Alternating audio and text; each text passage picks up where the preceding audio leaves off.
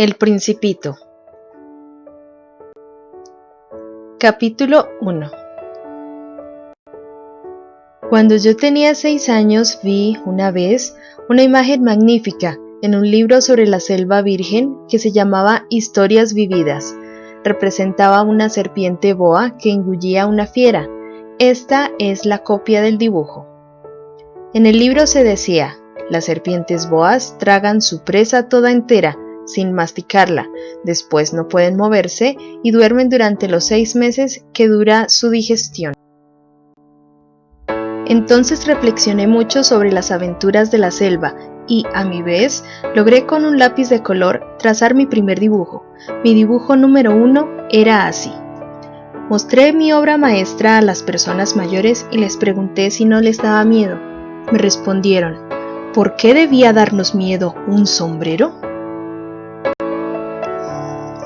Mi dibujo no representaba un sombrero, representaba una serpiente boa que digería un elefante. Entonces dibujé el interior de la serpiente boa con el fin de que las personas mayores pudieran comprender. Ella siempre tiene necesidad de explicaciones. Mi dibujo número 2 era así. Las personas mayores me aconsejaron dejar a un lado los dibujos de serpientes boas abiertas o cerradas y que me interesara más bien por la geografía, la historia, el cálculo y la gramática. Así fue como abandoné, a la edad de 6 años, una magnífica carrera de pintor.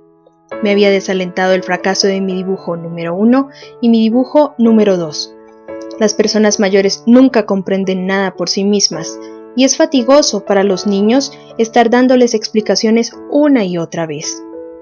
Tuve que escoger entonces otro oficio y aprendí a pilotear aviones.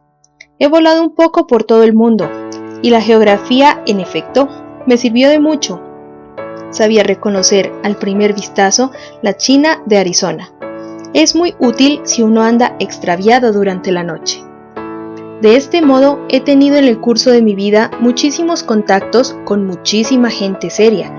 He vivido bastante entre las personas mayores, las he visto muy de cerca. Esto no ha mejorado mucho mi opinión. Cuando encontraba alguna que me parecía un tanto lúcida, repetía con ella la experiencia de mi dibujo número 1, que siempre he conservado.